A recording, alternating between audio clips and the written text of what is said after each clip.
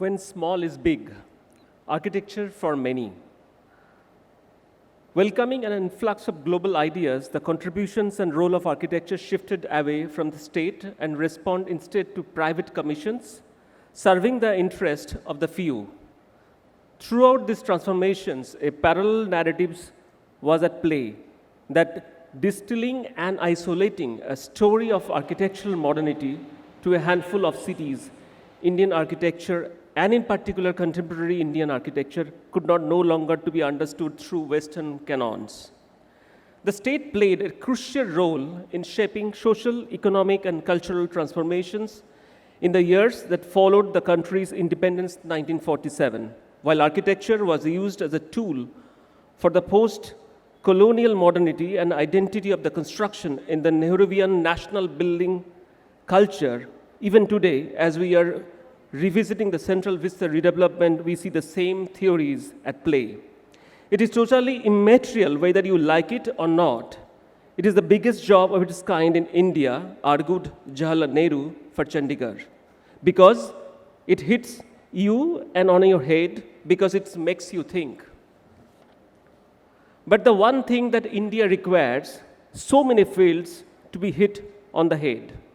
These works might have hit Nehru and others on the head and will continue to do so for many others and for many years to come, provided they are looked after. As built monuments, they speak loudly for these architects, individual journeys, and they found themselves in a particular place and a particular time. From the mid-1970s, a more regional understanding and approach emerged, giving rise to the diverse political and cultural positions. With varied support and patronage, architects looked for ways to combine traditional techniques, materials, aesthetics with contemporary stances.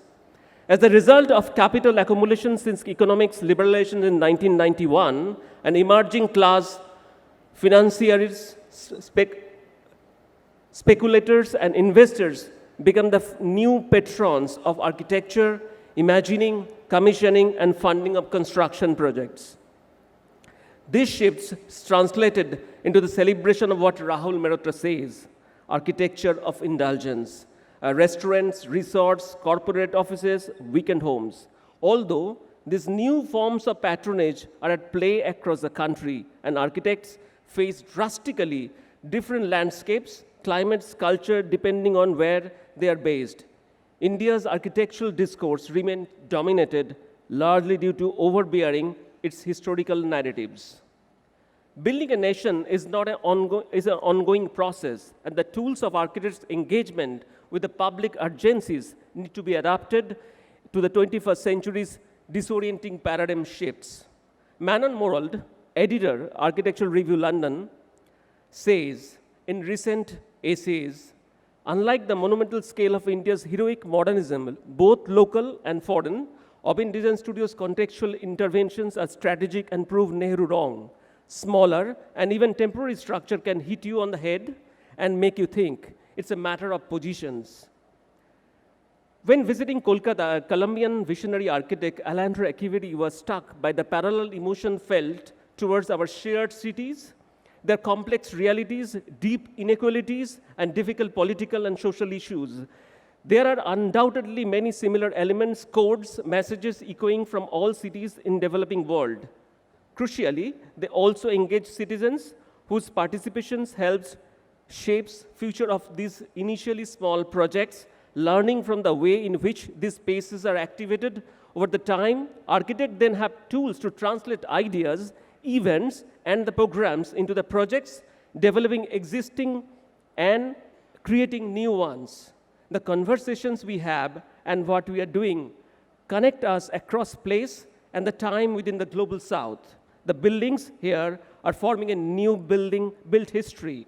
And when we talk and write about the history, we should consider our immediate everyday history, the journeys, the itineraries of everyday's life.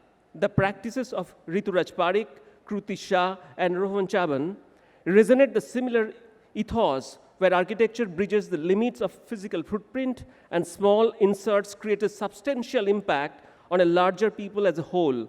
We welcome them warmly to the present their contribution with us. And thank you, Shraddha, and the FOAID team for welcoming the idea of that panel, as we believe the FOAID is the event of indulgence in architectural discourse, but welcoming here is a great thing. Thank you.